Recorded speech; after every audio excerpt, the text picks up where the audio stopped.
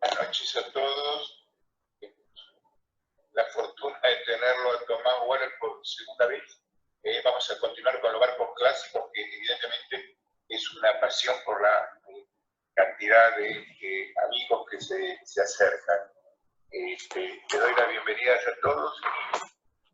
Para los que no estuvieron la vez pasada, le vamos a pedir a Estela que nos repita el currículum de Tomás. Y los que ya estuvieron, para que lo recuerden. Así que, Estela, si querés, por favor, hacer la presentación. Bueno, buenas tardes a todos. Argentino, Tomás, 54 años, nació en Buenos Aires, conservacionista e investigador especializado en reptiles, presidente de Fundación Biodiversidad y miembro de la Comisión de Especialistas de la Unión Mundial para la Naturaleza. Integró el Consejo Directivo de Fundación Vida Silvestre Argentina durante 10 años. Socio del Club Náutico San Isidro. Apasionado de los barcos de madera y la historia de la náutica recreativa. Desde hace varios años dedica su tiempo libre a recopilar información sobre barcos y astilleros argentinos. Junto a Fite Bader, hijo del prestigioso ingeniero naval Juan Bader, trabajan en el inventario y preservación del archivo Bader, compuesto por cerca de 3.500 fotos, 450 planos y documentación sobre su actuación en Alemania y Argentina. Integra además la comisión directiva del Museo Náutico Argentino. Bueno, un lujo de nuevo tenerte acá, Tomás. Bueno, muchísimas gracias y adelante. No, primero, bueno, muchas gracias al Club Argentino, a la Comisión de Motonáutica. La verdad que para mí es un honor poder estar acá de nuevo y ver que, bueno, que la primera parte les gustó lo que iba a ser la presentación, pero bueno, visto que despertó interés y que es un tema que evidentemente apasiona, armé una segunda parte que está estructurada un poco en una pequeña recapitulación muy rápida de aspectos históricos para pasar enseguida a ver algunos barcos emblemáticos que no vimos, que no repasé en la primera parte, con lo cual son barcos nuevos para los cuales hay algún tipo de información como para precisar un poco el origen y la historia de esos barcos. Bueno, le agradezco nuevamente a la comisión y, bueno, y por supuesto a quienes en alguna medida me están dando como una cabida en todo esto, que me han ayudado a meterme realmente en profundidad en este tema, como es el Museo Náutico Argentino y lo que dimos en llamar el archivo Bader con Fite, que creemos que, bueno, que con el tiempo va a ir generando cada vez más información, porque para que tengan una idea, en esta presentación hay muchas fotos, la mayoría de las fotos en blanco y negro, que provienen de ese archivo increíble de Juan Bader, que no solo fue un ingeniero muy capaz en su tema, sino que además fue un gran fotógrafo y un apasionado de la fotografía, y nos permitió ir conocer barcos que, aunque no fueron de él, él se preocupó de documentar, ¿no? Tomás. La que toca hacer que arranque, sí. Sí. Tomás, mientras tanto, quisiera recordar que para seguir la continuidad de las preguntas, las vayan poniendo en el chat y las formulamos al final de la charla, si les parece bien. Perfecto. Ustedes me oyen bien, ¿no? Perfecto. Bueno, como había dicho la primera vez, en la primera presentación, recordar que, bueno, el origen, uno no puede decir cuándo empezó realmente la navegación deportiva o la náutica de placer, en realidad, como que no tuvo solución de continuidad, fue siempre un continuo entre lo que eran las embarcaciones de trabajo y el trabajo con las embarcaciones, el desplazamiento de las islas. En algún momento eso se fue convirtiendo en algún tipo de actividad recreativa y que se fue desarrollando después más fuerte cuando las tecnologías fueron permitiéndolo, con el establecimiento de los clubes, etc. Pero en principio, bueno, el orden lógicamente fue la navegación de trabajo, un orden arbitrario para tratar de interpretarlo, porque si uno se pone a pensar, los faraones de Egipto salían con sus barcazas a cazar, y eso era recreativo, indudablemente, no era necesariamente trabajo. Pero bueno, un orden más allá para nuestro mundo occidental podría decirse que la navegación de trabajo vino primero, después poco a poco la vela que se usaba también para el desplazamiento de las embarcaciones antes del motor fue dando lugar a la navegación deportiva a vela. Posteriormente llegaron los vaporcitos, en el siglo XIX, para finalmente llegar el motor a explosión, que es lo que da el gran impulso a la náutica motor.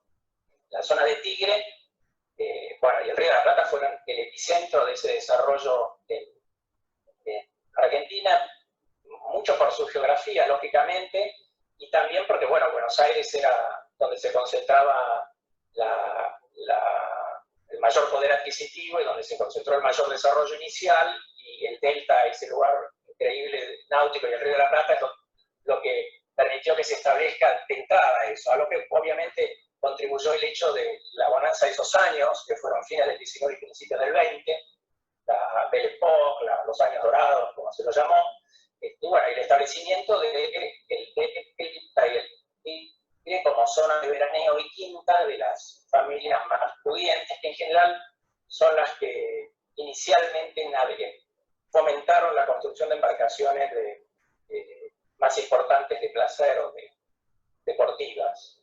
Recordando lo que hablamos la otra vez, hubo etapas en todo este desarrollo. Al principio había como cierto escepticismo con los astilleros nacionales, si bien se habían establecido desde muy temprano, sobre todo en la zona del Riachuelo, había como cierto escepticismo en cuanto a la calidad como embarcaciones de placer. Entonces, en general, la sociedad porteña encargaba sus barcos a Europa, ¿no?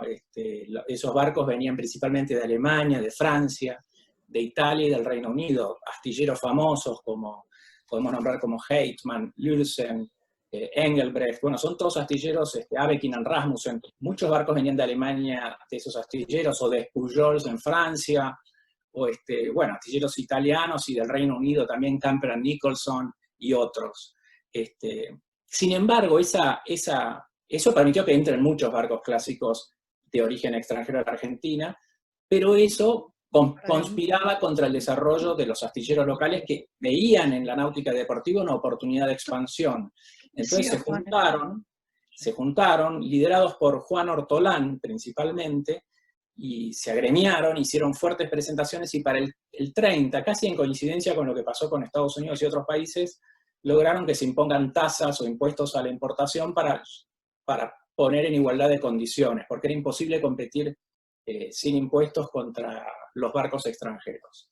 Entonces ahí cambia el panorama. En estas dos imágenes que vemos publicitarias, vemos claramente publicidades de fines del 20 o de principios del 30, de la casa Debler, que fue una casa que empezó como importadora muy importante, y que decía claramente, cada país tiene su especialidad, confíe la construcción de su yate a un astillero alemán. Hoy lo veríamos como un poco antipatria esto, ¿no? Pero bueno, era la lógica de la época. Y Debler, en otra publicidad, Debler y compañía, vemos también una estela de barcos importados, y ya vemos una lista de gran cantidad de barcos que algunos reconocemos, como el Carumbé, el Bicho, el Napenay, el Astrea, que fueron importados por esta casa principalmente. Lógicamente, todos ellos se fueron reconvirtiendo, y Debler, incluso otros, pasaron a ser astilleros cuando cambió la normativa. A ver. Bueno, hablando un poco rápido de los astilleros argentinos, hubo muchos astilleros, sobre todo en esa época. La verdad que nombrar astilleros es siempre, nombrar algunos astilleros es siempre injusto con el resto, porque la gente suele decir, es un Bader, es un Ortolán, yo siempre repito esto, o es un Pagliettini o Parodi, y hubo 30 astilleros en los años 30, 40, llegó a haber hasta 40 astilleros, hubo la verdad que cada uno más especializado con su sello particular, pero bueno, hay algunos que quedaron como los emblemáticos. Yo en la presentación anterior mencioné 6, en relación a la construcción de barcos a motor, cruceros a motor, más que nada, ¿no? Y de esos he hecho otra nueva selección, simplemente para recordar algunas cosas, ¿no? Parodi, como una historia, fue uno de los primeros. Empezó el padre de José Parodi, el padre empezó en Riachuelo, en el siglo XIX, y después los hijos, uno continúa el astillero en el Riachuelo, y el otro, José Parodi, en 1900, se muda a Tigre porque ve que ahí está la posibilidad de concentrarse más en embarcaciones de placer, no tanto en las de trabajo, en las que se concentraba el padre. Y bueno, y forma un astillero que duró 50 años, pero en la cual siguieron sus hijos. Digo, 3 generaciones de Parodi trabajando en la construcción naval, produjeron cientos de embarcaciones muy intuitivas. Él construía inicialmente sin planos, simplemente tenía mucho ojo, muy afinado el ojo para tirar, tiraba una serie de moldes, la maestra, la popa, la proa, y bueno, y ahí navegaba el barco en el terreno, y ya después tenía moldes, los cuales acercaba, separaba, o si no, trabajaba sobre un medio casco. Y con el tiempo se vinculó, obviamente se fue tecnificando como todos, eso empezó a ocurrir también a partir del 30, y Campos fue el proyectista y el diseñador con el cual Campos trabajó, para el cual Parodi construyó varios de sus veleros. Así que hubo una asociación entre Campos y Parodi durante mucho tiempo.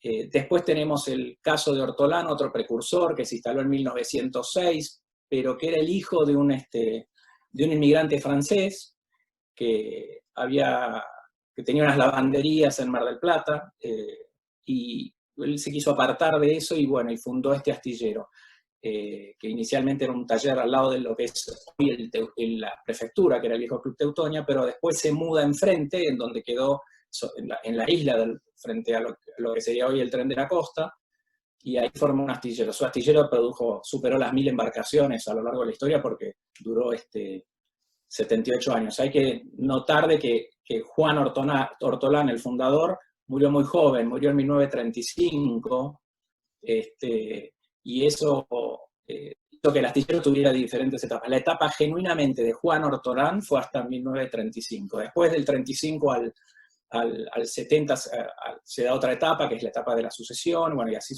va cambiando varias veces hasta una etapa final donde lo tuvo Payas, ¿no? Y obviamente fue evolucionando como evoluciona la náutica. Pero Ortolán fue el astillero, supongo, uno de los más productivos de la náutica de placer.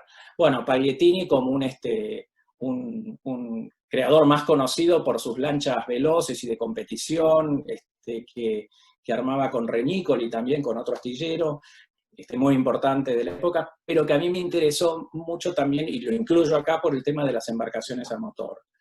Desarrolló en particular unas líneas de cruceros que se hicieron muy conocidas y que hoy tienen algunos representantes, como la Buen Aire o la Refusilo 4, o la Indio, que son barcos preciosos y muy veloces y muy especiales.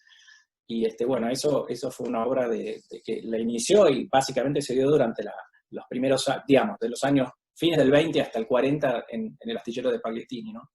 Bueno, y Bader, tendría para hablar horas del astillero y de Juan Bader, pero voy a tratar de concentrarme. Él también inmigrante, pero él tuvo una carrera en Alemania. Realmente en el poco tiempo que estuvo en Alemania, desde que se recibió, desde que empezó a trabajar, trabajó en 3 astilleros diferentes, y llega a la Argentina habiendo intervenido en más de 200 construcciones en Alemania. Se llega con mucha experiencia, a pesar de que tenía 26 años. Había trabajado en Abekin Rasmussen, en Lürsen, en el astillero de Robert Franz, y había hecho de todo. Juan Bader venía de una familia de clase media, de buen pasar económico, pero por circunstancias de la vida queda prácticamente huérfano a los 17 años, y viviendo con un hermano en pensiones, se las rebusca, pero a pesar de eso estudia, se recibe de ingeniero, desarrolla una carrera increíble, nunca afloja, y para mí es un ejemplo de superación personal. Construyó, en total estimamos que habrá unas 700 embarcaciones que pasaron por su diseño, por su construcción. El astillero Bader, que en Argentina tuvo lugar entre el 37 y el 65, construyó unas 400 embarcaciones aproximadamente. También supervisó y diseñó alrededor de 100 construcciones durante su tiempo en el astillero Ortolán. Bader entre 1930 y 1936 estuvo trabajando, 1931 y 36, perdón, estuvo trabajando, fue el director prácticamente técnico del astillero Ortolán, hasta el fallecimiento de don Juan Ortolán, que por diferentes motivos decide separarse y abre su propio astillero. Pero bueno, en la carrera de Bader se concentró principalmente en las embarcaciones a motor también, por eso lo destaco. Después hubo otros como Trapellas, que no incluía acá, pero que realmente no se lo suele recordar, pero que diseñó barcos, como siempre digo, el Winca, que hoy lo conocemos, y espectacular, ese está reconstruido sobre un barco originalmente de Trapellas, que era un constructor importante que se basaba en líneas de Hacker, de John Hacker, que las adaptaba y las motorizaba para nuestro río. Bueno, y ahora pasamos un poco a ver diferentes embarcaciones, y la idea es que no solo sea una lista, sino voy a tratar de ir encadenando con cosas y aspectos de la náutica a motor argentina que pueden ser relevantes. Bueno, el Atlántida es un barco espectacular, originalmente se llamó Yvonne, fue construido en 1913 en Inglaterra, en la isla de White, perdón, en el Reino Unido, por White & Son. Fue un diseño de Cox & King, tenía originalmente 17 metros, cuando es importado, que lo trae Adolfo de Bruyn, que fue el que con el tiempo encarga, recordarán algunos, el famoso Margarita, que construyó Germán Frers, un barco enorme de acero, pero el primer barco que trae Adolfo de Bruyn para él se llamó Yvonne, y llegó como Yvonne. Después Bader lo modifica, el astillero Ortolan se modifica y se lo estira a 2,5 metros. Eso lo dirige Christian Riedel, ese trabajo, y se convierte en esto que estamos viendo en la foto, que es ya un señor barco de 20 metros. Estas son fotos relativamente actuales, sacadas del excelente cortito que preparó Paralelo Cero sobre esta embarcación, que está en YouTube, ¿no? Pero miren cómo era el barco originalmente, esta foto de acá arriba a la izquierda, ese era el barco original, el Yvonne. Así llega a la Argentina, y el que ven abajo es como quedó después de alargado, y fue totalmente rehecho, por eso yo le puse Atlántida 1926, que fue el nombre que después se le puso, que le puso de Bruyn tras transformarlo, para mostrar que fue prácticamente un barco nuevo, el que hizo Ortolan con su Yvonne. Y el viaje de pruebas de este barco en 1913 fue un cruce a los Estados Unidos, increíble. Tenía dos motores, tenía un motor Gardner a parafina. Increíble la prueba para este barco. Más de 1000 millas o una cosa por el estilo fue su viaje de bautismo. Bueno, acá vemos unas vistas del Yvonne, de la Atlántida hoy. Es un barco del estilo, del tipo, como puede ser el Adara, de esos grandes barcos básicamente de concepción inglesa, ¿no?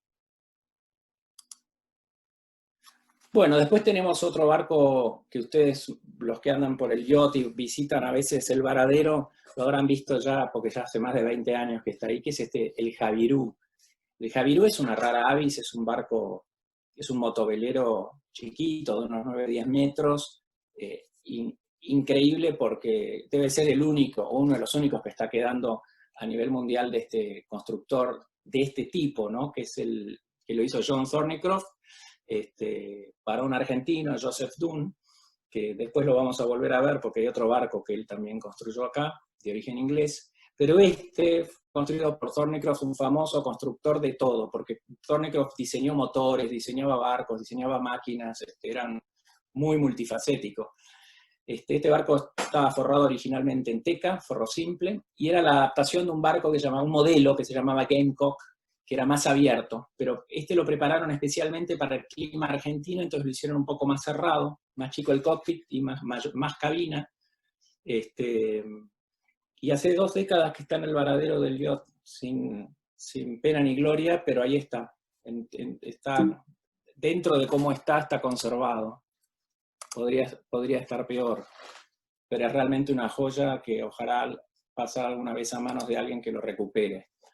Acá a la izquierda vemos en una revista de Yachtsman, una revista inglesa muy antigua, sale una foto y una nota sobre el Javirú cuando le estaban mandando después de haberlo mandado para Argentina, que es el que estamos viendo a la izquierda navegando.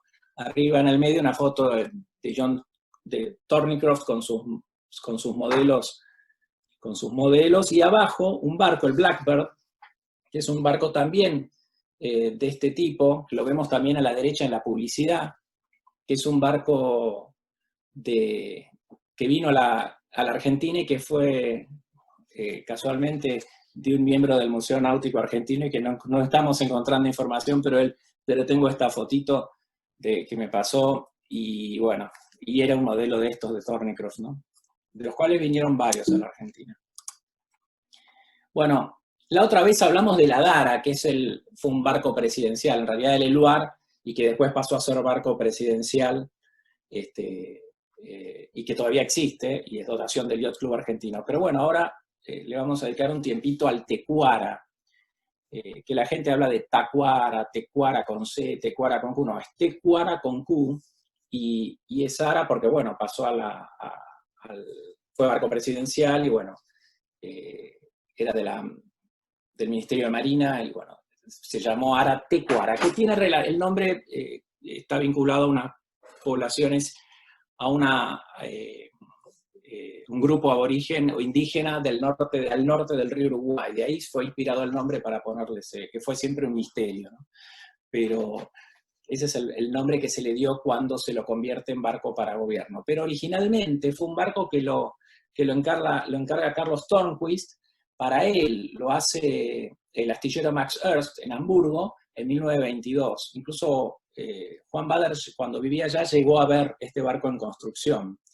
Costó, puesto en Buenos Aires, porque ese fue el acuerdo, 240.000 pesos en ese momento. En 1936 se vende y pasa al Estado Nacional. Y fue desguazado cerca del 2000, porque tras una inspección del Joyce que encargó el último dueño, que se supone que iba a durar varios días, que iba a estar 2 o 3 días revisándolo, en el primer día que llegó, revisó el fondo y le dijo, no gaste en hotel, me vuelvo, porque el barco es irrecuperable. Era un barco con doble o triple fondo, estaba totalmente podrido, rehacerlo era impracticable. Una pena porque fue un barcazo, pero bueno, algo que el paso del tiempo es inevitable para todo. Bueno, acá tenemos unas fotos, acá vemos un perfil del barco, este es un perfil que dibujó Bader, y abajo el plano original que lamentablemente está extraviado, no se consigue una mejor foto. Y acá vemos a Max Ernst, el diseñador, en el astillero cuando se saca una foto. Yo creo que acá entre estas personas debe haber un Törnqvist, porque si no, no se entiende que el dueño del astillero esté en un segundo plano, ¿no? Acá vemos el barco, estas son fotos inéditas, son únicas, son de un museo alemán donde las encontré y donde vemos el camalote, luego Tecuara en construcción, y acá se ve perfectamente que tiene las bandas con construcciones en diagonal, ¿no? Es sobre una suerte de tapajuntas. Después la carroza en construcción. Y este tenía 2 motores Hannover-Maschinen, esos son los 2 motores iniciales, ¿no?, que tuvo este barco. Después fue remotorizado, tenía 30 metros. Estos son los dibujos que hizo Max Ernst para los interiores. No son fotos, pero esto es a lo que llegó el Tecuara en su momento, lo que tenía el Tecuara como interiores. Tenemos la sala, el cuarto principal, después el cuarto de huéspedes, y después tenía cada banda. A cada banda tenía 2 salones, un fumoir y un salón de piano, con una chimenea, perdón, y en el medio el salón principal. Era un barco increíble. Pero lo más increíble es el viaje, porque este barco vino navegando, y si ustedes miran ese casco, es básicamente una canoa grande. Es un barco que era muy playo, porque estaba pensado y diseñado para el río, para hacer excursiones al Alto Paraná, que era lo que se estilaba en la época, y entonces no era lo ideal para eso. Bueno, le tapiaron todas las ventanas, le cerraron todo como para le levantaron el francobordo con maderas, todo como para poder navegar, e hizo un cruce desde Hamburgo a Buenos Aires, que tardó 41 días con 9 tripulantes valientes que se ofrecían para este tipo de cruces, arriesgándose mucho, por una buena paga. Y bueno, tardó casi 1000 horas de viaje, y a un promedio de 7, una cosa por el estilo, 8 millas, y consumió más de 43.000 litros de nafta que traía en tanques especiales de agua potable y de nafta que tenía dentro para poder llegar. Y acá se ve el derrotero, este es el mapa del derrotero del barco. Sé que enfrentó una tormenta muy grande que lo estuvo capeando durante varios días, pero el barco igual llegó perfectamente. Y acá algunas fotos de su época presidencial, a la izquierda con Gina Lollobrigida de los años 50, y podemos ver un poco más los detalles del barco. A la derecha una con presidente Perón y Evita, y abajo amarrado en la costa, en las orillas del río Luján, como se lo vio durante muchísimos años. Bueno, el Astrea o Rayo, como se lo conoce hoy, es un casco de acero. Este es un barco realmente muy lindo, y que no sé, yo no lo veo mucho, pero esta foto la saqué yo alguna vez en una exposición hace ya mucho tiempo, pero no encontré mucha información del origen. Básicamente que es del año 1924, sabemos el astillero, fue Klaus Engelbrecht, y sabemos que lo trajo Debler a la Argentina. Pero originalmente parece que tenía una popa canoa, era más una suerte de yate auxiliar con 2 palos, pero no, quizás más como un schooner a motor o una cosa por el estilo, como hemos visto con otros barcos de la época, como pudo haber sido el Atlántida, pero tenía cola de pato, y después en algún momento se le cortó y se hizo como un crucero a motor más típico, donde se le sacaron los mástiles, pero el barco quedó así desde hace mucho tiempo. Hay fotos de la década por lo menos del 60 o del 50 que ya está así, con esta popa.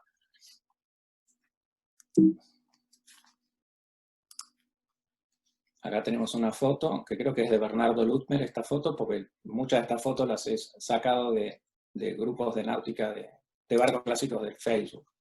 Y estas son unas fotos espectaculares del Astrea, todavía con el nombre Astrea. Son del año 60, que las recupera Alejandro Carlos Osuna, una colección de diapositivas que él escaneó y donde encontró varias de la Astrea navegando. Perteneció a Lubes en esa época. Este barco existe y está en muy buenas condiciones. Este es un modelo que hizo Hernán Boeri del Astrea, donde lo vemos bien hoy, el Rayo, digamos, como se llama hoy. Bueno, la Cricra. Estos son unos barcos, la Cricra fue una especie de, sería como una lancha grande, o cómo llamarla. Era un crucero diseñado por Víctor Despujols y construido por Despujols en Francia, doble casco, triple casco, así multicapa, que se importaron a fines de los años 20. Se trajeron 2 parecidos o idénticos, el Macarena y el Cricra, y después hubo otros más que vinieron, pero ya distintos modelos, pero similares, de 13 metros, de alta velocidad como que fue importado para un Sánchez Elía. Este barco desarrollaba una muy alta velocidad, y acá lo que estamos viendo es ya el barco modernizado. Esto es una foto del archivo de Bader, donde él le saca fotos, pero no sabemos quién la modernizó, pero todo lo que ven como superestructura ya es un diseño más moderno del original, que ya van a ver cómo eran mucho más antiguos, más cuadrados, más rectos los bordes, pero fue un barco fantástico cuyo último dueño que realmente lo aprovechó fue la familia Panigini, y con el cual hemos intercambiado mucha información sobre este increíble barco que ya no existe, porque en un movimiento en Hortolán, ya el barco era de Hortolán, había sido entregado a cambio de otro barco, lo descuidaron en una marea, o cayó al piso, o cuando lo trataron de mover se partió, y después, bueno, terminó desguazado hace ya muchos años. Acá vemos otra foto del archivo Bader del barco de alta velocidad. Y lo interesante de estas fotos a la derecha es tener una idea de lo que era la forma de estos diseños de Despujols. Eran barcos muy angostos. Para que se den una idea, la popa que están viendo acá atrás apenas tenía un poquito más de 1,5 metros. Eran muy angostos estos barcos. Eran realmente flechas en el agua, y ese era el concepto. Que sean barcos muy veloces. Despujols se especializó en eso. Se especializaba básicamente en hidroplanos y en competición, y por eso hizo estos barcos tan deportivos. Pero acá vemos cómo era. Acá hay una foto, que es del archivo del Museo Náutico Argentino de Paglietini, que estamos viendo, y acá dice Cricra, cómo era la Cricra originalmente. Se ve perfectamente que era muy recta, con toldo, ni siquiera tenía techo cubierto, era un barco muy recto. Y acá a la izquierda unas publicidades de cuando el barco fue importado por Casa y Sósaga, que es también el que trajo el Macarena.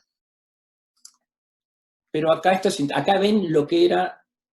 Esta es una copia exacta de la Cricra y de la Macarena. Este barco es el Navilius. ¿Y por qué está acá?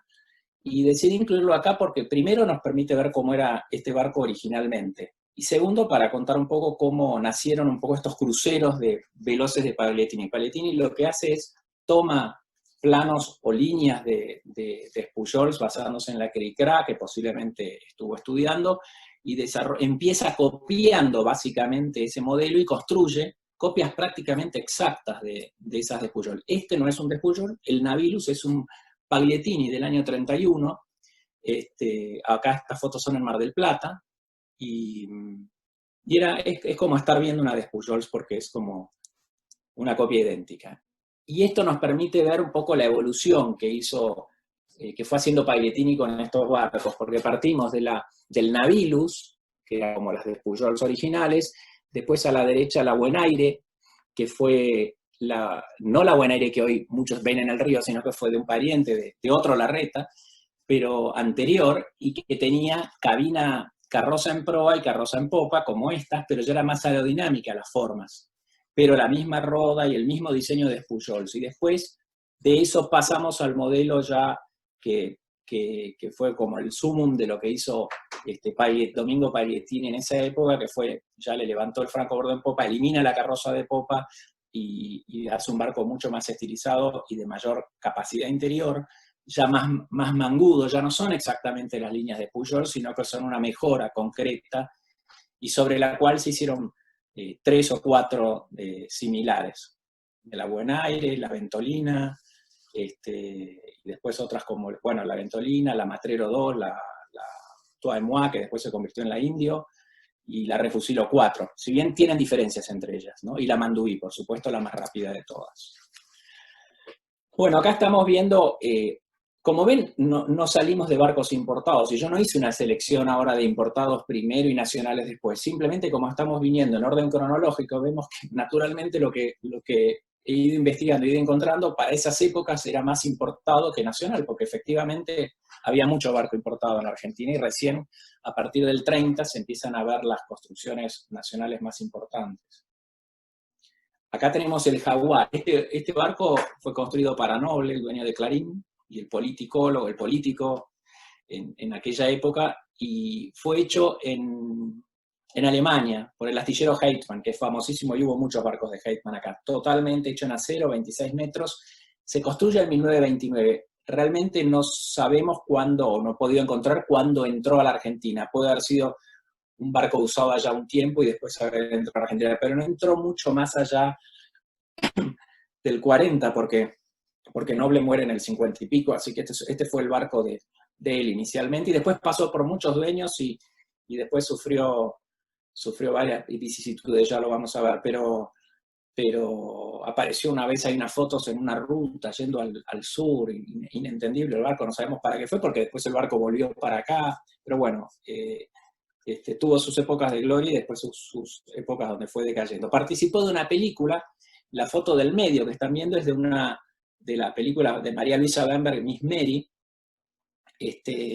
donde lo usan para filmar una de las escenas, y aproximadamente por los años 90, estimo, naufraga, entre comillas, frente a Piriápolis, y está marcado en las cartas, el Jaguar ahí. Hay dudas sobre por qué naufragó, si lo naufragaron, pero bueno, eso es parte de los decires, yo ya no puedo confirmarlo, pero aparentemente el barco habría sido hundido por el seguro, eso es lo que se dice. A la derecha se ve el barco en los años 40, siendo arreglado en el astillero Adaro, pintado. Esta es una escena de Miss Mary, donde podemos ver el Jaguar navegando un poquito y lo que era la popa, es muy cortita.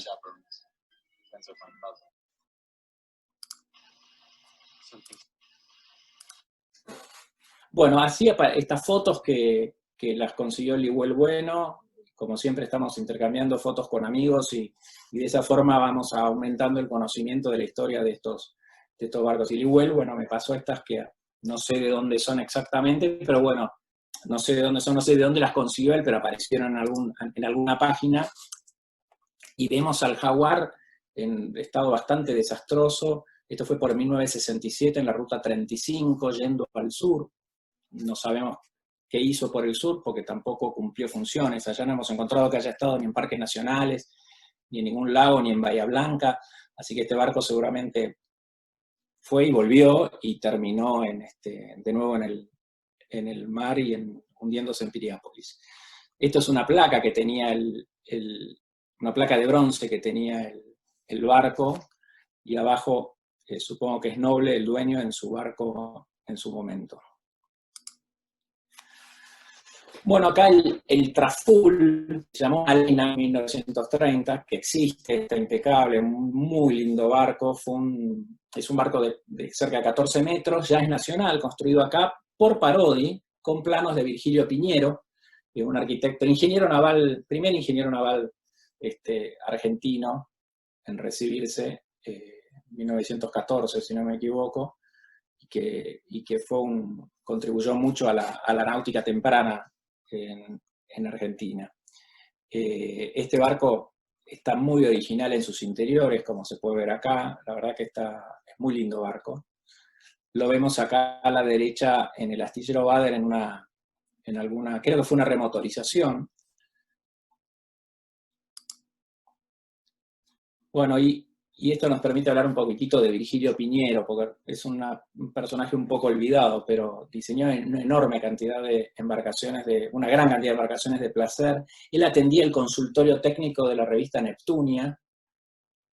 La revista Neptunia era la revista de la época, y también de marejada. Él atendía consultas, publicaba planos ahí.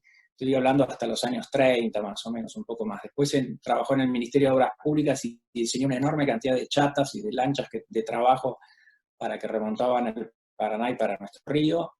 Y abajo, bueno, la matriculación en la Universidad de Glasgow, donde él estudió junto con Manuel Pirovano, otro arquitecto naval que estudió junto a él en Glasgow en ese mismo periodo. Después estuvo en Estados Unidos un tiempo estudiando y visitando astilleros, y después vino a la Argentina a aplicar lo que conoció y diseñó de todo. Diseñó doble proa, diseñó deslizadores, diseñó lanchas de velocidad, sloops. Hay una gran cantidad de embarcaciones diseñadas por Virgilio Piñero de esa primera época, y lo increíble es que todavía, bueno, como en el caso del Traful, tienen representantes actuales. Y hay alguno que otro por ahí dando vuelta que estoy casi seguro que es dibujo de Piñero, ¿no? Bueno, acá volvemos al mismo que había hablado antes del motovelero de Parodi, que está hace 20 años en el varadero del Liot, y el mismo que encargó ese barco, que es Joseph Dunn, le encarga a Germán Frers, al astillero de Frers padre, el astillero Río de la Plata, en el año 31, 32, la construcción de un plano de Hornby, que era un diseñador inglés, que era una casa que construía como una serie estándar de veleros y cruceritos, que se llamaban Mersey, y le encarga un plano especial, un poco mejorado, que es este plano que está a la derecha, que es el que resulta en el Octavia, que se construye en Argentina sobre esos planos, y siempre estuvo matriculado en el Tigre Sailing Club. Este barco lo levanta y le hace una serie de arreglos fundamentales Rubén Rudel, que entiendo que está acá presente, y que le hizo unos arreglos en el Tigre Sailing. Yo me acuerdo que cuando le abrió la popa encontramos que tenía en el espejo de popa enhebradas varillas de bronce, de bronce, en vez de tener refuerzos estructurales por fuera, tenía unas varillas que entraban todo a lo largo, desde arriba para abajo, a lo largo del espejo, para mantenerlos perfectamente fijo al espejo. Un trabajo increíble. El espejo tenía como 1,5 pulgadas o 2 pulgadas de ancho, y esas varillas eran varillas de 1 centímetro de bronce, todas clavadas de arriba hacia abajo, de 1 metro de largo.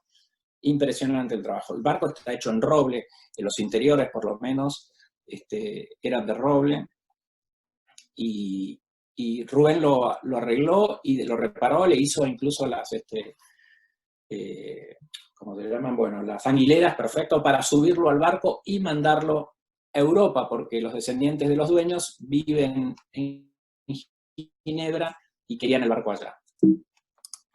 Acá vemos la publicidad de cuando se construyó con este motor Gardner, que le pusieron 3 cilindros, que todavía está con su caja de herramientas original, funciona, y sé que fue un trámite muy complicado para que pueda entrar a Suiza con esa máquina tan antigua, pero estaba tan impecable que después de mucho trámite y por ser barco histórico evidentemente lo admitieron, es un motor de 1000 vueltas como mucho, pero que anda perfecto, no tiene prácticamente desgaste. Bueno, como les dije, fue construido por el astillero Frers, acá se lo voy a Germán, y a la derecha vemos de dónde surge este plano. Era de un crucero que se llamaba Mercy, que tenía la misma eslora, pero que fue simplemente de un velero, un motovelero que fue modificado, le tiraron para adelante la carroza y abrieron espacio para tener un cockpit más amplio, y básicamente resultó en el Octavia. Estos son los interiores, donde se ve que son de roble.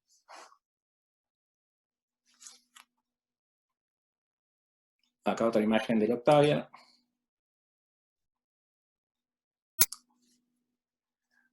Bueno, y el Octavia navegando en el lago Le Mans de Ginebra, donde está en este momento. Estas fotos son todas del Octavia en Ginebra, donde está impecable, y es un barco realmente muy lindo y con mucho estilo. Bueno, acá estamos viendo el Blue Bell, que en realidad es el Wanderer, que es un barco de 22 metros, diseño de Juan Bader en su época en que trabajó en Hortolán. Estuvo entre el 31 y mediados del 36 trabajando como director técnico de Hortolán, y uno de sus diseños fue el Blue Bell, un barco para Carlos Mayón y Ebenezer Hope, que tuvo varios barcos después, y cambió de manos después en varias oportunidades, pero este barco tiene una historia bastante trágica porque sufrió 2 incendios iniciales que lo dejaron en un muy mal estado, hasta que lo rescata Germán Frers, ya conocido como Blue Bell, el barco, y lo reconstruye, pero después continúa con esa historia. Acá vemos unos planos del Blue Bell, de Bader, las secciones, bueno, una foto de Juan Bader de la época, digamos, de la edad que tenía él en esa época cuando se diseña este barco, tenía 30 años, y acá el barco en construcción y el barco listo para ser botado. Unas fotos de cómo era originalmente, estas son las pruebas del barco original, un barco espectacular. Tipo el Vagabundo, el Aragán, pero una versión extendida, mucho más grande, ¿no? Los dueños lo usaban, Mayón, por ejemplo, estas fotos son del nieto de él, de Miguel Corti, que gentilmente la facilitó, y que son fotos de una expedición del Wanderer al Alto Paraná. Estuvo recorriendo todo el norte y se ve que en esa época no había leyes de control de la pesca. Miren la cantidad de dorados que habían agarrado y la abundancia que habría en esa época, no me quiero imaginar. Y esto es lo que pasó con el Wanderer con el paso del tiempo: 2 incendios, abandono, creo que hasta se hundió. Entonces se recupera el barco, se lo restaura. Todo un trabajo increíble que fue alrededor del 2000, mediados de la década del 2000, 2004, 2005. Un trabajo que realizan en el Yacht Club Argentino, y este fue el resultado de ese trabajo. Un concepto nuevo, ahí lo vemos a Germán arriba del barco, y nuevamente en un segundo o tercer salida que hace, en una de pruebas que hace este barco, tiene un incendio y se incendia, y se salvaron de casualidad los tripulantes, y obviamente se perdió el barco por completo. Pero bueno, igual una historia larga, un barco que estuvo más de 70 años en servicio, ¿no? Bueno, la Buen Aire, los que muchos la habrán visto y se han quedado fascinados mirando este crucero Pagliettini, que es como la evolución máxima de esas líneas de Pujols, y que está en una condición increíble, totalmente cuidado, y recientemente todo el triple o doble fondo hecho a nuevo, y el barco en condiciones de originalidad absoluta. Bueno, fue hecho en el 39 por Pagliettini, fue el segundo en importancia de esa serie después del Mandubí, que era el más rápido, y que se viajó a Cannes y se perdió en algún momento por allá, que se exportó y que se fue del país, y después entiendo que se incendió allá. Este barco tiene todavía los motores originales, 2 Grey Diesel de 165 HP, que le daban en su momento 44 kilómetros por hora, así que debe estar en lo mismo, porque conociendo al dueño y a su obsesión con el barco, sé que lo tiene impecable hasta los motores, todo, ¿no? Fue, bueno, toda una parte de esa serie famosa de barcos, la Mandubí, la Refusilo, la Ventolina. La Ventolina se incendió muy temprano, en los años 50 y se perdió, pero la Refusilo está en Barcelona. Vamos a ver unos detalles del interior de este barco. Miren lo que es la sala de máquinas, parece que fuera un cuarto, es decir, uno para ir, y aparte acá no perdona la sala de máquinas, porque para ir desde la cocina al cockpit uno tiene que pasar por la sala de máquinas, con lo cual tiene que estar impecable, eso ayuda también, pero miren lo que es el estado de los motores originales. Acá vemos cómo era el barco cuando se botó. La gente hoy ve el barco barnizado y no puede creer lo espectacular, pero piensen que estos barcos originalmente salían todos pintados de blanco. Era lo que empezó a ocurrir ya a mediados del 30, en realidad más para el 40, que por una cuestión de mantenimiento ya salían pintados de blanco, de estilo. Mucha madera, parecía un barco viejo para la época. Y qué diferencia con cómo se ve el barco ahora con respecto a cómo era cuando lo botaban, ¿no? Bueno, y estas un poco algunas fotos de esa serie de barcos. A la derecha, en construcción en el astillero Pagliettini, la Mandubí, que fue la más larga y la más veloz. A la izquierda, la Refusilo, hoy en España, que es como la Buenari, un poco más chica, y que hoy está bien conservada en España y recién restaurada también. Abajo, como era la Refusilo 4 originalmente, vemos que era totalmente pintada. Por eso yo me río cuando digo los debates de si queda mejor barnizado o pintado. Bueno, el barco original era todo pintado. Y después la Ventolina, una foto del archivo Bader, deprimente, pobre. Acá está hundida, se incendió, una explosión y se incendió, y ese barco se perdió. Acá vemos, bueno, el Dexter. Disculpen un segundo. El Dexter, ex Báltico, este es un barco de 1940 de 8 metros que está en dotación del Yacht Club Argentino, que fue el barco que se hizo Juan Bader para él. Tuvo 7 años, 8 años y con él navegó con la familia, navegaba con colegas, hacía ensayos de sus modelos.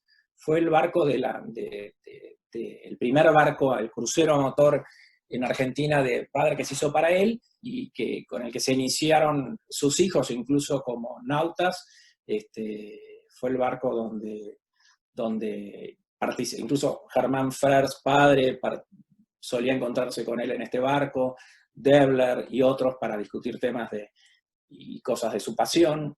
Y este barco se hicieron 2 gemelos en realidad, uno para mi tío abuelo, Guillermo Waller, y otro se lo hizo Juan Bader para él. Acá vemos el diseño, acá se ve, proyecto especial para el señor Guillermo Wallerstein, ese era el apellido nuestro original, y a la derecha vemos los 2 barcos en serie en construcción, todos hechos sobre tapa junta. Estos barcos están hechos todos forrados sobre tapa junta. Algo que Bader hizo inicialmente con algunos cruceros que incluso hizo para el ejército, pero que después dejó de hacer básicamente y empezó a usar más el forro tradicional por lo complicado que es el mantenimiento de estos barcos, imagino yo.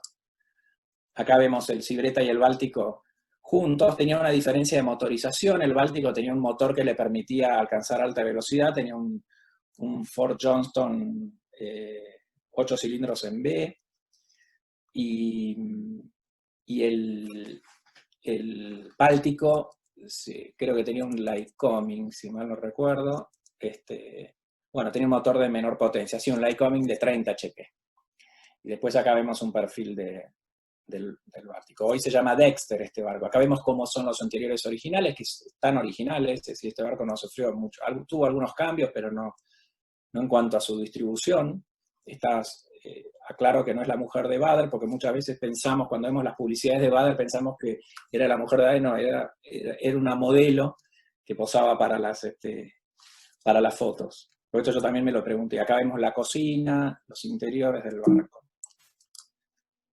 Bueno, y este fue el barco de ellos, digamos, ¿no? Con el que se inició, supongo que acá Fite en la mecánica, acá lo vemos desarmando el Lycoming, vemos acá la familia en la isla que tenían, después lo vemos haciendo pruebas con modelos de barcos, después con su amigo Alex Klein, y bueno, tocando el acordeón, anotando en su diario de bitácora todas las observaciones, tienen una bitácora completísima, todos los barcos de Bader tenían una bitácora muy completa, y bueno, y servía una caña para los invitados, que era como una especie de regalo que le ponía estas etiquetas que llamaba la caña marinera Báltico.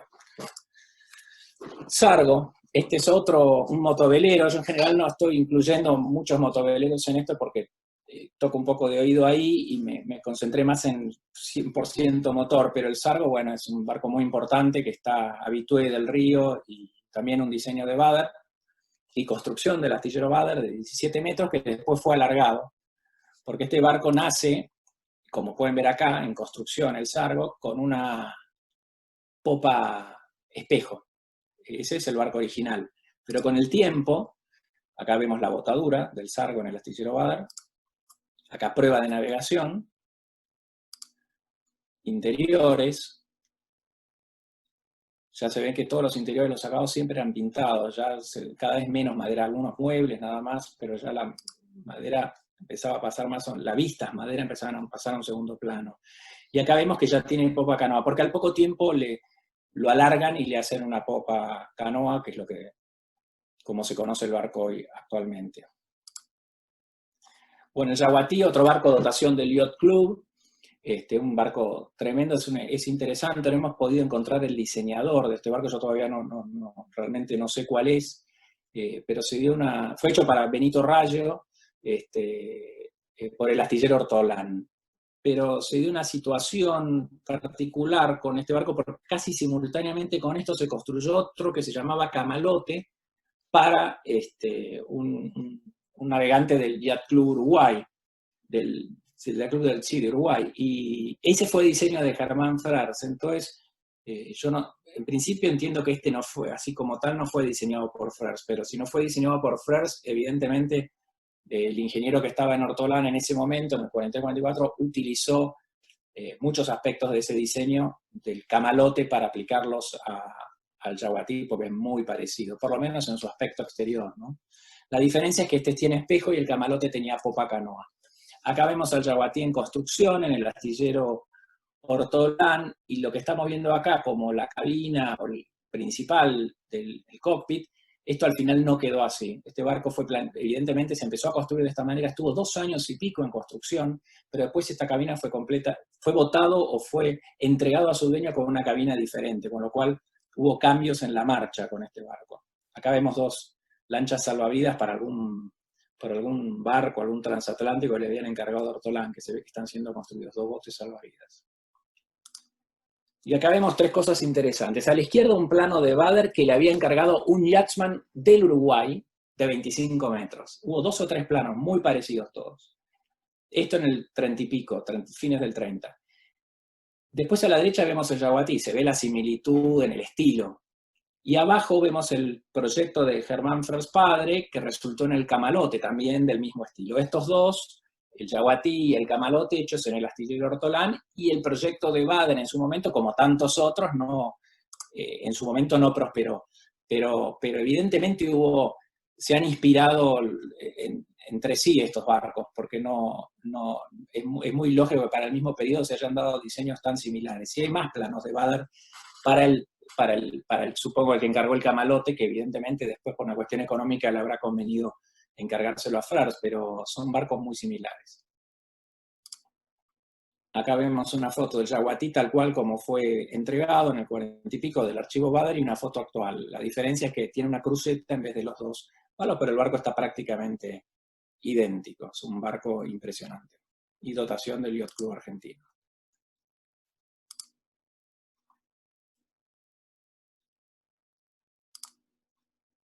Bueno, el arpón, lo tenemos todavía yo por lo menos lo tengo bajo estudio.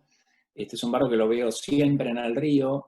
Es una construcción ortolana, aparentemente, diseño de la época de los principios de los 40, aparentemente es del 43, pero tengo algunas dudas, y eso no es más que nada un expediente de prefectura, más que la verdadera fecha de construcción. Estoy chequeándolo con su dueño. Este es un barco de 18 metros, que fue de Eduardo Arteta, y hoy es dotación del Yacht Club argentino. Tiene líneas muy modernas, con lo cual sugiere que este barco fue modernizado, evidentemente, en algún momento. No tiene líneas de la década del 40, pero sin embargo su número de matrícula original es del año 40-41 aproximadamente. Así que bueno, estamos investigándolo. Es un habitué del San Antonio, yo me lo cruzo bastante seguido, y bueno, y muy admirado, un barco realmente muy lindo. Arpón 3. Acá tenemos dos vistas, uno de arriba, donde se ve toda la cubierta del barco. Y bueno, todo este dibujo, esta línea es muy aerodinámica, muy streamliner, así muy aerodinámico, me sugiere que tiene que haber sido modernizado en algún momento de su historia. Cerca de 19 metros tiene este barco. Bueno, la Pirecó, acá nos trasladamos rápidamente al sur. Este es un barco que está en mi familia desde el año 55. Tiene 9 metros y medio. Y es un diseño de William Atkin, que fue al igual que Hermann Frers, los que adaptaron las líneas de los Colin Archer doble proa, de los veleros doble proa de salvamento para nórdicos para el Río de la Plata. Bueno, William Atkin los adaptó para la costa americana, hizo una especie de velero, hizo un velero doble proa de placer, de recreativo, y después sobre esa base Hermann Frers padre hace sus fiordes, sus primeros diseños para la Argentina, él lo menciona también. Bueno, William Atkin era un diseñador de cruceros y veleros, más que nada de cruceros, diseñó muchos cruceros y también muchos veleros, obviamente, y bueno, y este barco, este diseño se lo encarga mi abuelo le encarga planos a William Atkin, un barco para el sur, con el tema de la ola y los vientos del Nahuel Huapi, y lo construye un astillero local del lago Moreno, Horst Thienemann, un alemán que lo construye exactamente como decía el plano, pero tenía que ser alemán, lógicamente, no se corrió ni un centímetro. Yo he hecho cálculos de remotorización estando en Buenos Aires y mandando toda la información o por teléfono o por como sea, pero siempre pasándome en los planos. Hasta, cambié líneas de eje, todo sin estar arriba del barco midiendo y haciendo que la gente tome esa información como cierta, y en general no había error porque es impresionante la precisión con la que se construyó el barco. Que es un doble fondo en diagonal originalmente, y todas las bandas sobre tapa junta. Fue dotación del Tigre Sailing Club, aunque nunca navegó en Buenos Aires, siempre estuvo en el sur y se construyó para el sur. Y bueno, arriba vemos a Billy Atkin, William Atkin, y al hijo John Atkin, que participó en este plano. La mujer de John Atkin, que me mandó los planos en su momento, hace como 20 años, me dijo que por el dibujo y por todo era una colaboración con el padre, por la letra, se daba cuenta que había mucho de hijo en esto. Y abajo lo vemos a Horst Thienemann en su lancha Cristina, que fue el constructor naval de Bariloche, bueno, que hizo una gran cantidad de embarcaciones para parques nacionales y muchas embarcaciones para los chalets y los habitués navegantes deportivos del Nahuel Huapi, y un verdadero pionero de Bariloche y de esa zona, y de los lagos. Y su hermano, lo mismo en los lagos del sur de Chile, que también ingeniero naval, inmigrante, que llegó a la Argentina en 1927-28 para montar un astillero y de una producción, y realmente solucionando un tema a la navegación del siglo XX del Nahuel Huapi, ¿no? Este barco por primera vez vino a Buenos Aires en el 2003-2004, y en el Tigre Sailing Club se restauró por completo. Acá se ven los costados, todas las tapas juntas, que eso está original, pero el fondo pasamos a un forro simple porque era más práctico para conservar, sobre todo estando el barco en el sur, que es más difícil de cualquier tipo de trabajo en carpintería y mantenimiento de barcos clásicos. Estos son los interiores totalmente renovados, siguiendo el plano original, porque había tenido una transformación en el medio que no convencía. Todo esto lo hizo Rubén Rudel en su momento en el Tigre Sailing Club, un trabajo espectacular. Bueno, y es el barco de la familia, es el punto de reunión, y por eso se ha conservado, y yo creo que va a pasar a una cuarta generación, ¿no? En cualquier momento, porque ya lo están empezando a usar los niños. Bueno, el Achalay, tremendo barco de 22 metros, dotación del Yacht Club Argentino. El proyecto y la dirección fue de Miguel Quiroga, que tuvo una intervención muy grande en los distintos barcos, Achalay, Derrick, Victoria, uno que llamó Esmeralda. Bueno, Miguel Quiroga el que proyectaba esos barcos. Este fue hecho para Héctor Argenscheidt en 1959-60, está después matriculado en el 60, pero el barco es un poco anterior, del 59. No sabemos el astillero, pero lo esperable es que fuera Cardoso y Figueredo o Ángel Grosso en el Club San Fernando, porque él hizo todos los achalay. Esta es una vista de los planos, de diferentes vistas del barco. Un barco impresionante. Los interiores que están conservados, no han sido modernizados ni nada, están impecables, realmente un lujo. Los dueños nos invitaron a pasear la otra vez y bueno, un placer, realmente un barco fantástico. Los detalles son increíbles, el comando, todo, un gran barco. Y participó de una película que se llamó El Gaucho en el 65, creo que fue, una película italiana donde trabaja Vittorio Gassman, y acá se ve un poquitito una escena, era una película, una comedia basada en Argentina, italiana, ¿no?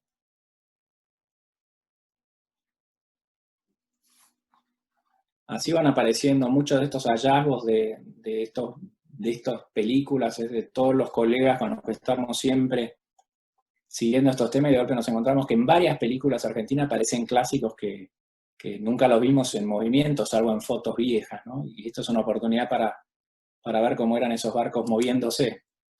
Pero hubo otros achalay que armó Quiroga, como le decía antes. El primer achalay, que tenía 18 metros, era precisamente un diseño de Virgilio Piñero, lo vemos acá a la izquierda.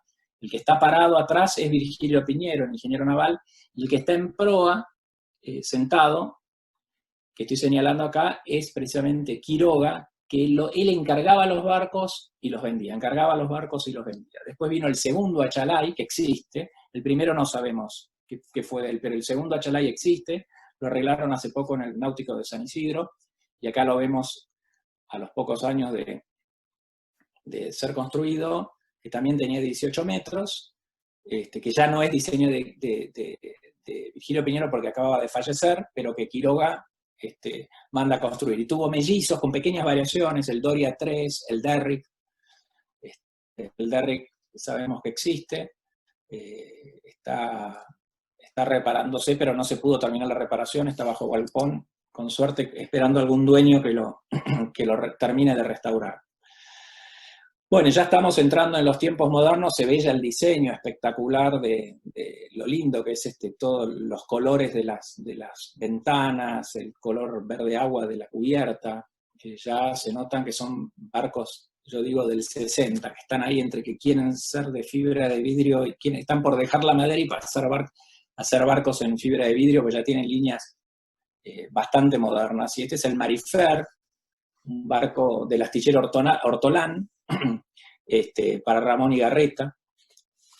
Una cosa interesante es que este barco tenía los motores a popa, si lo ven, acá está, la motorización estaba a popa, y eran motores grandes, eran 2 diésel de 235 HP cada uno, 2 GM, y estaban en popa con un B-Drive,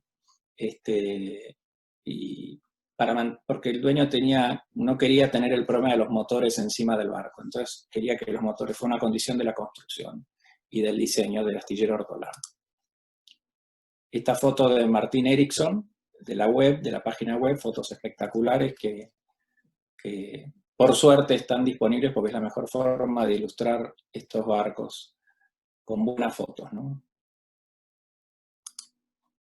Bueno, y en Luisa, esta fue la construcción, debe ser la construcción existente de un diseño de Bader, debe ser el más grande de los diseñados por Bader que existen, es el Luisa, de 1963, no lo construye el astillero Bader, lo construye Cardoso y Figueredo, pero Bader supervisa la construcción, hasta los hijos de Bader que participan en el tirado de las líneas de estos barcos, van y supervisan con Cardoso y Figueredo cómo marcha la construcción, digamos, es una colaboración, pero ya Bader, el astillero estaba a 2 años de cerrarse y él no tomaba estos trabajos tan grandes porque no era conveniente por la situación económica en ese momento, entonces se tercerizaron muchas construcciones. Una de ellas es el Luisa, que lo hace Cardoso y Figueredo para Joaquín y Sebastián Carbonero. Hoy este barco es dotación del Yacht Club Argentino, es uno de los más grandes, en impecable condición, la verdad que está en estado impecable.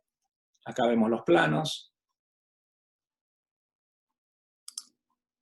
Y acá lo vemos a la derecha, a Juan Bader con con los propietarios del astillero construyendo, supervisando o charlando sobre la construcción y la marcha de la construcción del Luisa. Una publicidad a la izquierda del barco y bueno, otras vistas. Y el barco en prueba de navegación recién botado.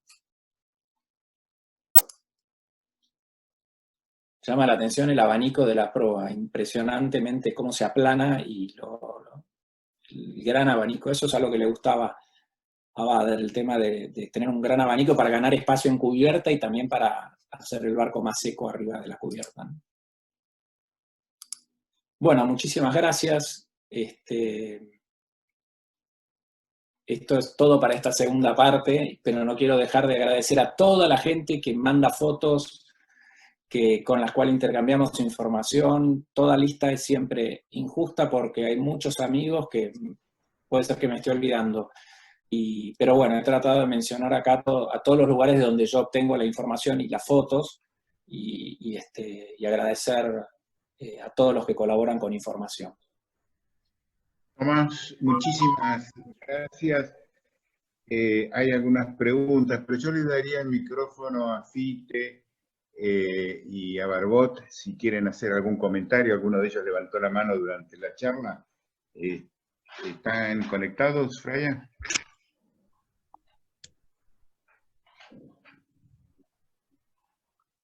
A ver, Bader sí, pero está conectado, pero todavía no se desmuteó. Capaz que escuchándome puede hacerlo. Y Barbot sí ya está desmuteado.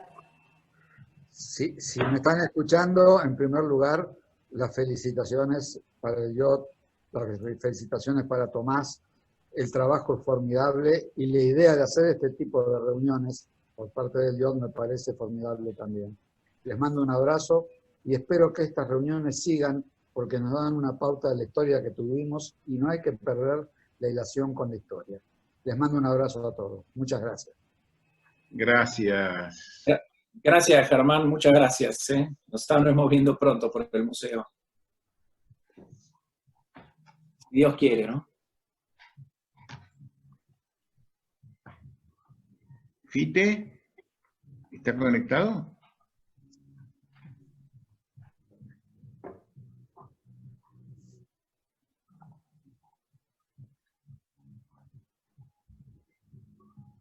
Acá hay dos preguntas de Ricardo Cufré. Dice, ¿querés conectarla, Freya, a Ricardo Cufré? Si está todavía, que quiere hacer un par de preguntas.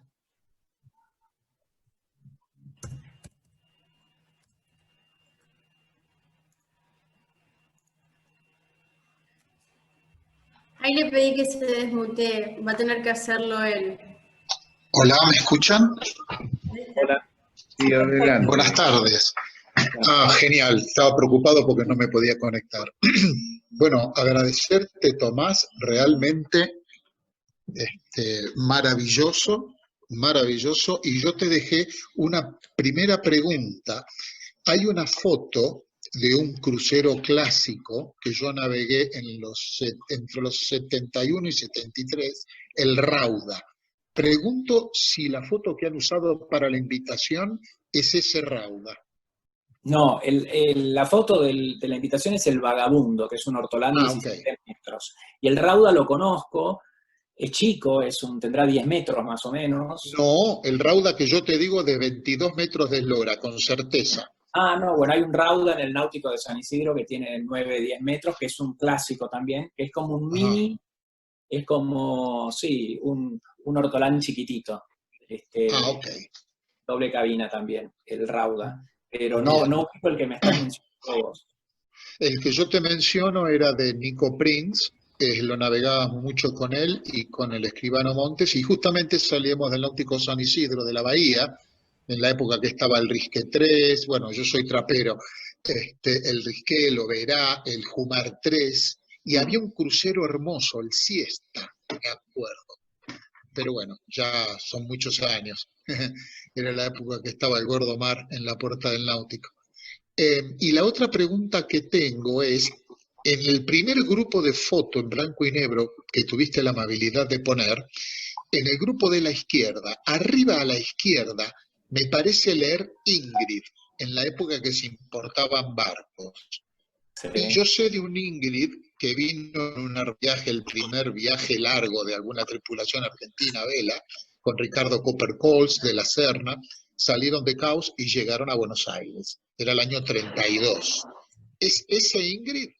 No, acá no tengo fotos del Ingrid, sí, sé a qué te referís. Las historias exactas de esos cruces no los tengo, pero hubo varios de esos barcos que vinieron a vela y que cruzaron, pero no sé dónde viste vos la foto. Pero... Cuando vos empezaste a hablar, mandaste dos grupos de varias fotos en blanco y negro en la misma pantalla. Y ahí arriba, del grupo de la izquierda, arriba a la izquierda, era una propaganda de astilleros, ay, no me acuerdo, y entre varios nombres de barcos figura Ingrid. Y dije, qué extraño, porque el Ingrid vino navegando, fue comprado en Inglaterra, me acuerdo que portaba una gavia, cosa rarísima. Sí, acá lo que donde hay una lista de barcos, que es esta de Döbler, del importador, no encuentro, no veo el Ingrid acá. Arriba a la izquierda en chiquito no dice Ingrid en la foto. Entre los nombres. Bueno, no importa, era. No, el Ascarea, Bicho, el Carumbé, Bicho, Napenay, Hilda, pero Ingrid no. Ya. Te agradezco muchísimo y tu tiempo, y para mí fue maravilloso. Así que, ¿habrá una tercera o se corta acá? No, digamos, yo tengo un montón de ideas para hacer. El tema de las listas de barcos, que es algo que yo siempre digo, no tiene tanto. Vos me nombraste varios barcos clásicos, ¿no? Que lo que básicamente te muestran es la ignorancia, en mi caso, que tengo, porque hay una gran cantidad de barcos clásicos, ya sea por el cambio de nombres, porque no hubo testimonios gráficos, hay todo un periodo donde las revistas náuticas desaparecieron porque se fundieron, que fue más o menos entre el 50 y el 60, entonces hay poco testimonio sobre todo de Neptunia. Neptunia desaparece en el 55 y era la mejor para testimoniar sobre todo cruceros. Y mucha de la información, te diría que el 80% de la información histórica vienen de marejada, de Neptunia y de yatin argentino. Y al desaparecer una, Neptunia es como que directamente te descabezan la investigación. Entonces hay muchos barcos a los cuales, que viste que de golpe tuvieron cambios de nombre ahí que Neptunia los reflejaba, pero al desaparecer Neptunia y de golpe reanuda Yatin argentino en algún momento, o aquí Motonáutica, pero ya perdiste la secuencia de los nombres. Entonces, ya, por si te sirve el dato referente a Neptunia, creo que la colección entera está en la biblioteca del Museo Naval en Tigre. Sí, la he ido a consultar ahí. Bueno. Soy habitué del Museo Naval. También en la Biblioteca Nacional está la colección completa y está la colección de marejada. Vale. En el Museo Naval, salvo un solo número. Vale. En la Biblioteca Nacional. Esperando que termine la cuarentena para volver. Pero hay mucha información ahí. Pero a lo que me refiero es que las listas, o cuando vemos estas listas que entre las dos presentaciones sumarán, no sé, 40 barcos sobre 5.000, Claro. Ponele 1.000 que valga la pena recordar, es nada. Entonces estamos hablando de un porcentaje ínfimo, pero yo las construyo en base a lo que yo vengo investigando hace rato. Yo no puedo inventar la historia de un barco, y si no tengo suficiente información, no lo incluyo directamente, salvo que el barco en sí tenga una historia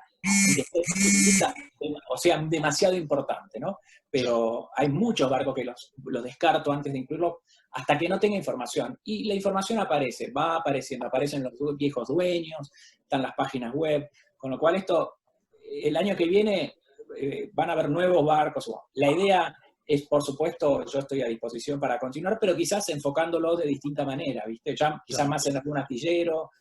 Esto es algo que lo vamos a hablar con el ICA o con quien esté invitado. Gracias, Tomás. Muchísimas gracias, Tomás. Excelente, y gracias al club, por supuesto, y a los organizadores. La pasé bomba.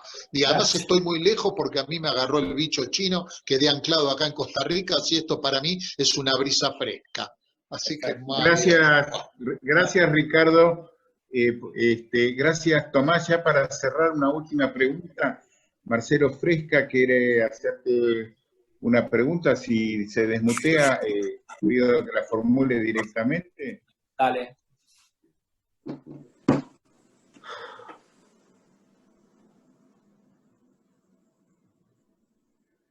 Marcelo.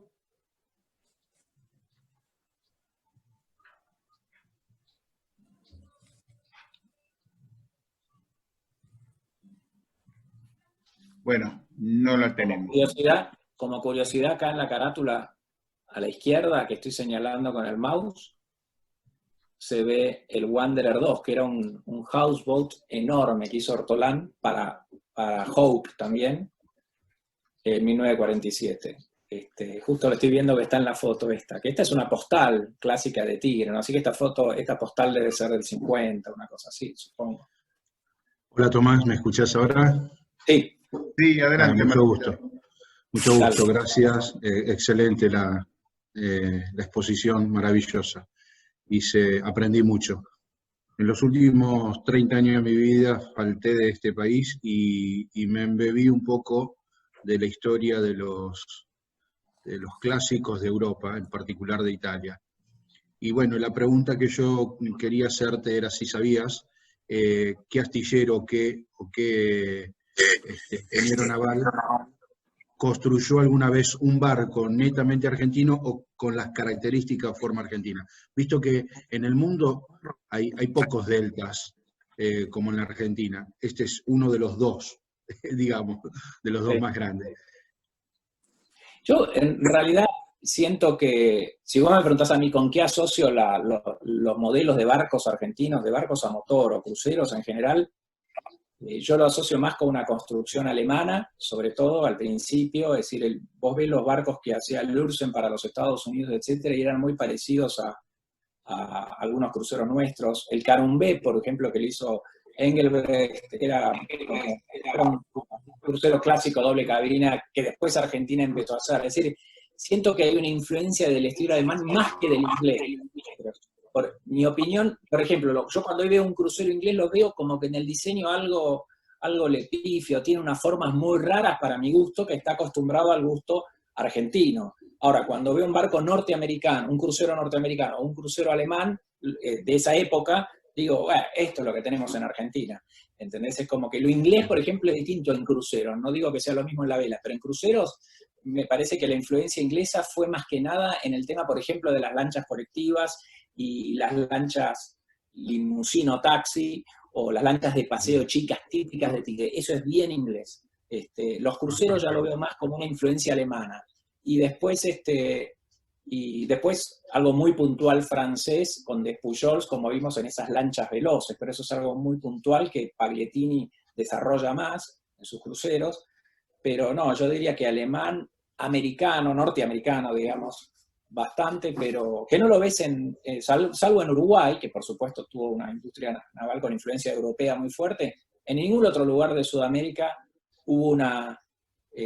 se ven barcos de época de estilo europeo